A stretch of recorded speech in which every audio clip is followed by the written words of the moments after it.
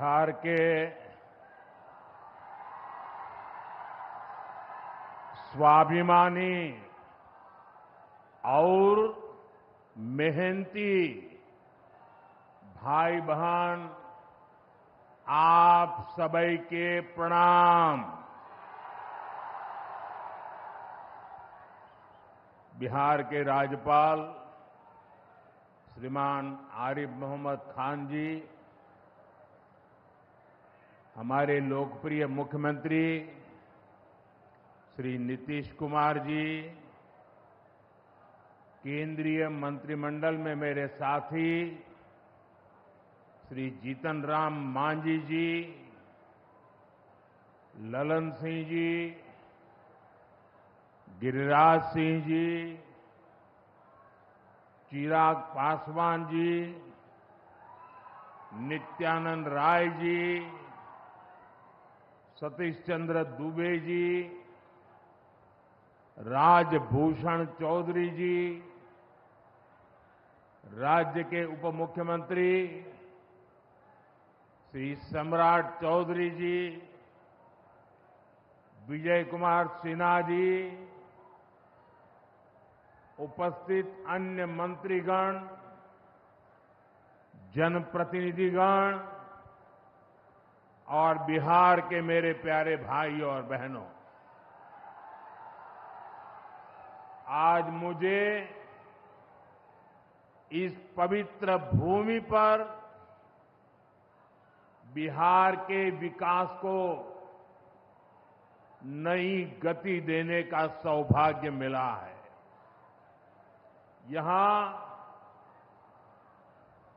करीब करीब 50,000 करोड़ रुपए से ज्यादा की परियोजनाओं का लोकार्पण और शिलान्यास हुआ है। आप सब बड़ी संख्या में हमें आशीर्वाद देने आए हैं। आपका ये स्नेह, बिहार का ये प्यार, मैं इसे हमेशा सर आंखों पर रखता हूं। और आज बिहार में इतनी बड़ी तादाद में माताओं बहनों का आना, ये अपने आप में बिहार के मेरे इतने कार्यक्रमों की ये सबसे बड़ी शानदार घटना है। मैं माताओं बहनों को विशेष प्रणाम करता हूं। मैं आप सभी जनता जनार्दन का हृदय से आभार व्यक्त करता हूं। साथियों, सासाराम की इस धरती के तो नाम में भी राम है। सासाराम, सासाराम के लोग जानते हैं भगवान राम और उनके कुल की रीति क्या थी। प्राण जाए पर वचन न जाई, यानी जो वचन एक बार दे दिया वो पूरा होकर के ही रहता है। प्रभु श्री राम की ये रीति अब नए भारत की नीति बन गई है। अभी पहलगाम में जम्मू कश्मीर में आतंकी हमला हुआ था। हमारे कितने निर्दोष नागरिक मारे गए। इस जघन्य आतंकी हमले के बाद, एक दिन के बाद मैं बिहार आया था और मैंने बिहार की धरती से देश को वादा किया था, वचन दिया था बिहार की धरती पर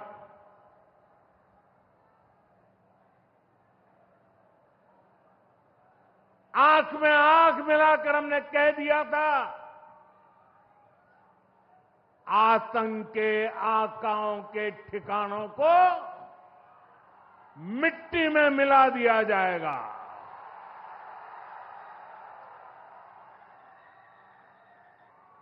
बिहार की धरती पर मैंने कहा था, उन्हें कल्पना से भी बड़ी सजा होगी।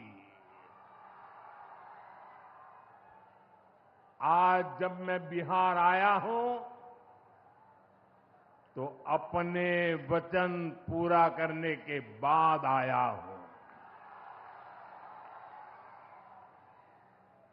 जिन लोगों ने पाकिस्तान में बैठकर हमारी बहनों का सिंदूर उजाड़ा था, हमारी सेना ने उनके ठिकानों को खंडहर में बदल दिया है।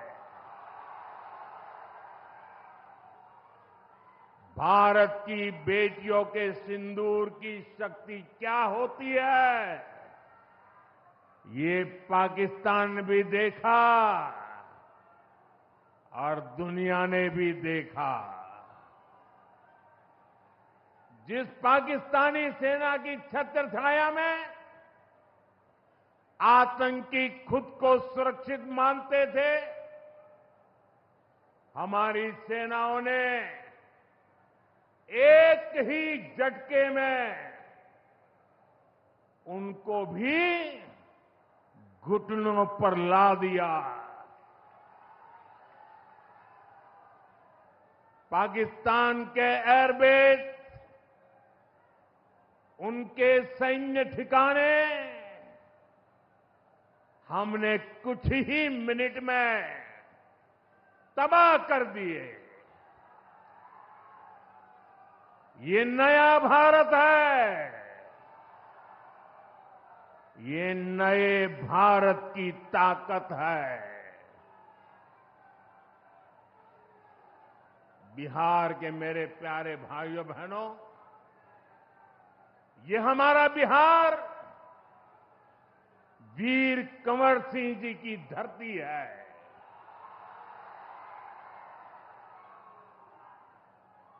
यहां के हजारों नौजवान देश की सुरक्षा के लिए सेना में, बीएसएफ में अपनी जवानी खपा देते हैं।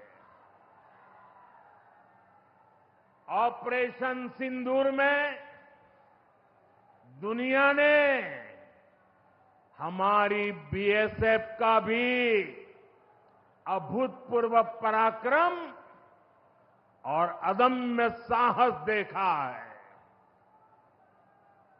हमारी सीमाओं पर तैनात बीएसएफ के जाबाज सुरक्षा की अभेद चट्टान है। मां भारती की रक्षा हमारे बीएसएफ के जवानों के लिए सर्वोपरि है। और यही मातृभूमि के सेवा का पवित्र कर्तव्य निभाते हुए 10 मई को सीमा पर बीएसएफ सब इंस्पेक्टर इम्तियाज शहीद हो गए थे। मैं बिहार के इस वीर बेटे को आदरपूर्वक श्रद्धांजलि देता हूं। और मैं आज बिहार की धरती से फिर दोहराना चाहता हूं, ऑपरेशन सिंदूर में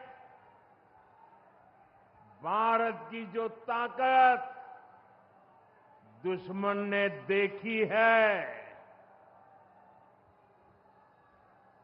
लेकिन दुश्मन समझ लें ये तो हमारे तर्कस का केवल एक ही तीर है। आतंकवाद के खिलाफ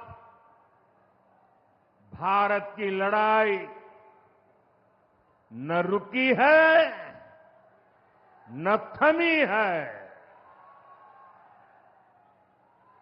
आतंक का फन अगर फिर उठेगा तो भारत उसे बिल से खींचकर कुचलने का काम करेगा।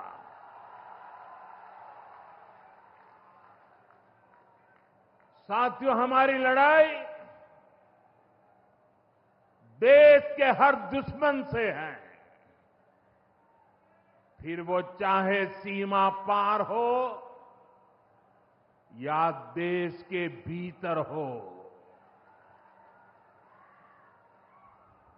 बीते वर्षों में हमने हिंसा और अशांति फैलाने वालों का कैसे खात्मा किया है, बिहार के लोग इसके साक्षी हैं। आप याद करिए, कुछ साल पहले तक सासाराम, कैमूर और आसपास के इन जिलों में क्या हालात थे, नक्सलवाद कैसे हावी था। मुंह पर नकाब लगाए, हाथों में बंदूक थामे नक्सली कब कहां सड़कों पर निकल आए, हर किसी को ये खौफ रहता था। सरकारी योजना आती थी पर नागरिकों तक पहुंचती ही नहीं थी। नक्सल प्रभावित गांव में न तो अस्पताल होता था, न मोबाइल टावर,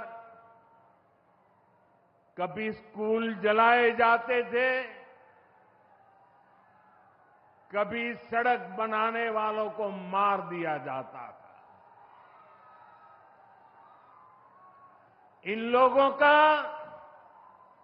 बाबा साहब आंबेडकर के संविधान पर कोई विश्वास नहीं था। नीतीश जी ने उन परिस्थितियों में भी यहां विकास की पूरी कोशिश की। 2014 के बाद से हमने इस दिशा में और तेजी से काम किया। हमने माओवादियों को उनके किया की सजा देनी शुरू की। हम युवाओं को विकास की मुख्य धारा में भी लेकर आए। 11 सालों की दृढ़ प्रतिज्ञा का फल आज देश को मिलना शुरू हुआ है। 2014 से पहले देश में 125 से ज्यादा जिले नक्सल प्रभावित थे। अब सिर्फ 125 से ज्यादा, अब सिर्फ 18 जिले नक्सल प्रभावित बचे हैं। अब सरकार सड़क भी दे रही है, रोजगार भी दे रही है। वो दिन दूर नहीं जब माओवादी हिंसा का पूरी तरह से खात्मा हो जाएगा। शांति, सुरक्षा, शिक्षा और विकास गांव-गांव तक बिना रुकावट के पहुंचेंगे। साथियों, जब सुरक्षा और शांति आती है तभी विकास के नए रास्ते खुलते हैं। यहां नीतीश जी के नेतृत्व में जब जंगल राज वाली सरकार की विदाई हुई तो बिहार भी प्रगति के मार्ग पर आगे बढ़ने लगा। टूटे हाईवे, खराब रेलवे, गिनी चुनी फ्लाइट कनेक्टिविटी, वो दौर अब इतिहास बन चुका है, पीछे छूट रहा है। साथियों, कभी बिहार में एक ही एयरपोर्ट था, पटना। आज दरभंगा एयरपोर्ट भी शुरू हो गया है। अब यहां से दिल्ली, मुंबई, बेंगलुरु जैसे शहरों की फ्लाइट मिलती है। बिहार के लोगों की लंबे समय से मांग थी कि पटना एयरपोर्ट के टर्मिनल को आधुनिक बनाया जाए। अब ये मांग भी पूरी हो गई है। कल शाम मुझे पटना एयरपोर्ट की नई टर्मिनल बिल्डिंग का लोकार्पण करने का सौभाग्य मिला है। ये नया टर्मिनल अब 1 करोड़ यात्रियों को संभाल सकता है। बिहटा एयरपोर्ट पर भी 1400 करोड़ रुपए का निवेश हो रहा है। साथियों, बिहार में आज हर तरफ 4 लेन और 6 लेन सड़कों का जाल बिछ रहा है। पटना से बक्सर, गया जी से डोभी, पटना से बोधगया जी, पटना, आरा, सासाराम, ग्रीनफील्ड कॉरिडोर, हर तरफ तेजी से काम हो रहा है। गंगा, सोन, गंडक, कोसी समेत सभी प्रमुख नदियों पर नए पुल बनाए जा रहे हैं। हजारों करोड़ की ऐसी परियोजनाएं बिहार में नए अवसरों और संभावनाओं का निर्माण कर रही है। इन प्रोजेक्ट से हजारों युवाओं को रोजगार मिलेगा। यहां टूरिज्म और व्यापार दोनों को फायदा होगा। साथियों, बिहार में रेलवे की हालत भी अब तेजी से बदल रही है।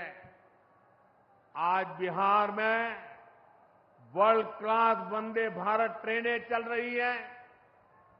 रेलवे लाइनों को डबल और ट्रिपल किया जा रहा है। छपरा, मुजफ्फरपुर, कटिहार जैसे इलाकों में काम तेजी से चल रहा है। सोननगर और अंडाल के बीच मल्टी ट्रैकिंग का काम चल रहा है, जिससे ट्रेनों का आना जाना तेज होगा। सासाराम में भी अब 100 से ज्यादा ट्रेनें रुकती है।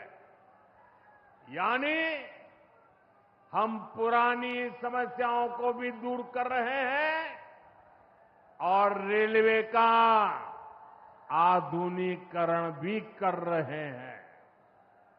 भाइयों बहनों, ये काम पहले भी हो सकते थे, लेकिन जिनके ऊपर बिहार को आधुनिक ट्रेनें देने की जिम्मेदारी थी, उन्होंने रेलवे में भर्ती के नाम पर आपकी जमीन लूटने का काम किया।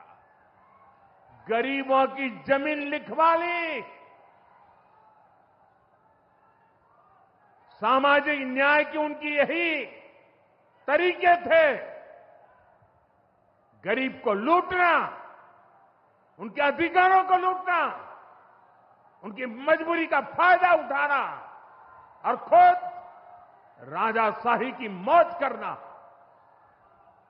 बिहार के आप लोगों को जंगल राज वालों के झूठ और धोखे, उससे आगे भी सावधान रहना बहुत जरूरी है। साथियों, बिजली के बिना विकास अधूरा है। जब बिजली होती है तो औद्योगिक विकास होता है। जब बिजली होती है तो जीवन आसान होता है।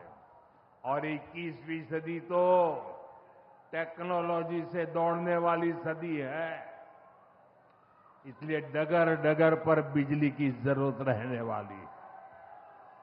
बीते वर्षों में बिहार में बिजली उत्पादन पर बहुत जोर दिया गया है। आज बिहार में बिजली की खपत 10 साल पहले से 4 गुना हो गई है। नबीनगर में एनटीपीसी का बड़ा पावर प्रोजेक्ट बन रहा है। इस पर 30,000 करोड़ रुपया खर्च किए जाएंगे। इससे बिहार को 1500 मेगावाट बिजली मिलेगी। बक्सर और पीरपैंती में भी नए थर्मल पावर प्लांट शुरू हो जाएंगे। भाइयों बहनों, अब हमारा ध्यान भविष्य की ओर है। हमें बिहार को ग्रीन एनर्जी की ओर लेकर जाना है और इसलिए कजरा में सोलर पार्क का निर्माण भी हो रहा है। पीएम कुसुम योजना के तहत सौर ऊर्जा से किसानों को कमाई के विकल्प दिए जा रहे हैं। रिन्यूएबल एग्रीकल्चर फीडर से खेतों को बिजली मिल रही है। हमारे इन प्रयासों का असर है कि यहां के लोगों का जीवन बेहतर हुआ है। महिलाएं खुद को सुरक्षित महसूस कर रही है। साथियों, जब राज्य में आधुनिक इंफ्रास्ट्रक्चर आता है तो सबसे ज्यादा लाभ गांव, गरीब किसान और छोटे उद्योगों को होता है, क्योंकि वो देश विदेश के बड़े बाजारों से जुड़ पाते हैं। प्रदेश में नया निवेश आता है तो नए अवसर बनते हैं। आप देखिए, पिछले साल हुई बिहार बिजनेस समिट में बड़ी संख्या में कंपनियां यहां निवेश के लिए आगे आई। जब राज्य में उद्योग आता है तो लोगों को मजदूरी के लिए पलायन नहीं करना पड़ता। किसानों को भी नए विकल्प मिलते हैं। यातायात की सुविधाएं सुधरने से उनकी उपज भी दूर दूर तक जा पाती है। भाइयों बहनों, हमारी सरकार बिहार के किसानों की आय बढ़ाने के लिए लगातार काम कर रही है। यहां 75 लाख से ज्यादा किसानों को पीएम किसान सम्मान निधि के तहत आर्थिक सहायता मिल रही है। हमारी सरकार ने मखाना बोर्ड की घोषणा की है। हमने बिहार के मखाना को जीआई टैग दिया। इससे मखाना किसानों को बहुत लाभ हुआ है। इस साल के बजट में हमने बिहार में फूड प्रोसेसिंग के लिए नेशनल इंस्टीट्यूट का भी ऐलान किया है। अभी 2-3 महीने पहले ही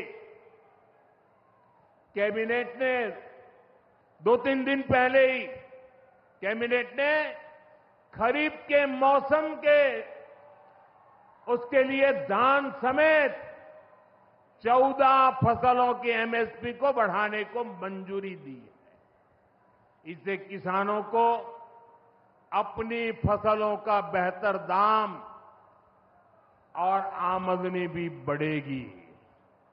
साथियों, जिन लोगों ने बिहार को सबसे ज्यादा ठगा, जिनके दौर में बिहार के गरीब और वंचित तबके को बिहार छोड़कर जाना पड़ा, आज वही लोग सत्ता पाने के लिए सामाजिक न्याय का झूठ बोल रहे हैं। दशकों तक बिहार के दलित, पिछड़ों और आदिवासियों के पास शौचालय तक नहीं था। दशकों तक हमारे इन भाई बहनों के पास बैंक में खाता नहीं था। उन्होंने बैंकों में उनके लिए तो एंट्री बंद थी, दरवाजे तक भी घुसने नहीं दिया जाता था। दलित और पिछड़ा वर्ग के ही सबसे ज्यादा लोग झुग्गी झोपड़ी में जीवन गुजारा करते थे। उनके पास पक्का घर तक नहीं था, वे बेघर थे। करोड़ों लोगों के सर पर छत तक नहीं थी। मैं आपसे पूछता हूं, बिहार के लोगों की ये दुर्दशा, ये पीड़ा, ये तकलीफ, क्या ये कांग्रेस और आरजेडी का, क्या यही सामाजिक न्याय था? गरीबों को इस प्रकार से मजबूरी में जीने के लिए सारी नीतियां बनाने के आदी लोग। साथियों, इससे ज्यादा अन्याय कोई नहीं हो सकता है। कांग्रेस और आरजेडी वालों, इन्होंने कभी दलित, पिछड़ा की इतनी तकलीफों की चिंता तक नहीं की। ये लोग विदेशियों को बिहार की गरीबी दिखाने के लिए घुमाने लाते थे। अब जब दलित, वंचित और पिछड़ा समाज ने कांग्रेस को उसके पापों की वजह से छोड़ दिया है, तो इन्हें अपना अस्तित्व बचाने के लिए सामाजिक न्याय की बातें याद आ रही है। भाइयों बहनों, बिहार में और देश में सामाजिक न्याय का नया सवेरा एनडीए के दौर में दिखा है। हमने गरीब तक जीवन से जुड़ी मूलभूत सुविधाएं पहुंचाई है। हम इन सुविधाओं को 100% लाभार्थी तक पहुंचाने के लिए काम कर रहे हैं। 4 करोड़ नए मकान, 3 करोड़ बहनों को लखपति दीदी बनाने का मिशन, 12 करोड़ से ज्यादा घरों में नल का कनेक्शन, 70 साल से अधिक उम्र के हर बुजुर्ग को 5 लाख रुपए तक का मुफ्त इलाज, हर महीने मुफ्त राशन की सुविधा। हमारी सरकार हर गरीब और जरूरतमंद के साथ खड़ी है। साथियों, हम चाहते हैं कि कोई भी गांव छूटे नहीं, कोई भी हकदार परिवार सरकार की योजनाओं से वंचित न रह जाए।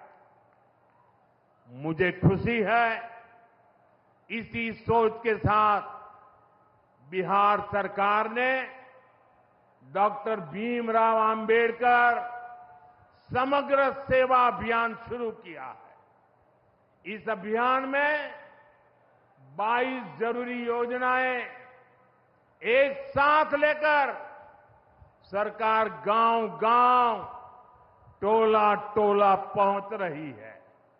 हमारा लक्ष्य है हर दलित, महादलित, पिछड़े, अति पिछड़े गरीब के घर तक सीधे पहुंचना। मुझे बताया गया है कि अब तक 30,000 से ज्यादा कैंप लग चुके हैं। लाखों लोग इस अभियान से जुड़ चुके हैं। जब सरकार खुद लाभार्थियों तक पहुंचती है तो ना कोई भेदभाव होता है और ना ही कोई भ्रष्टाचार होता है और तभी सच्चा सामाजिक न्याय होता है। साथियों, हमें हमारे बिहार को बाबा साहब आंबेडकर, कर्पूरी ठाकुर, बाबू जगजीवन राम और जेपी के सपनों का बिहार बनाना है। हमारा लक्ष्य है विकसित बिहार, विकसित भारत, क्योंकि जब जब बिहार ने प्रगति की है, भारत दुनिया में शिखर पर पहुंचा है। मुझे विश्वास है हम सब मिलकर विकास की रफ्तार को और आगे बढ़ाएंगे। मैं एक बार फिर आप सबको इन विकास कार्यों के लिए बहुत बहुत बधाई देता हूं। मेरे साथ दोनों हाथ ऊपर करके मुट्ठी बंद करके बोलिए, भारत माता की। आवाज दूर दूर तक पहुंचनी चाहिए। सीमा पर खड़े हमारे जवान का सीना चौड़ा हो जाना चाहिए। भारत माता की, भारत माता की, भारत माता की। बहुत बहुत धन्यवाद।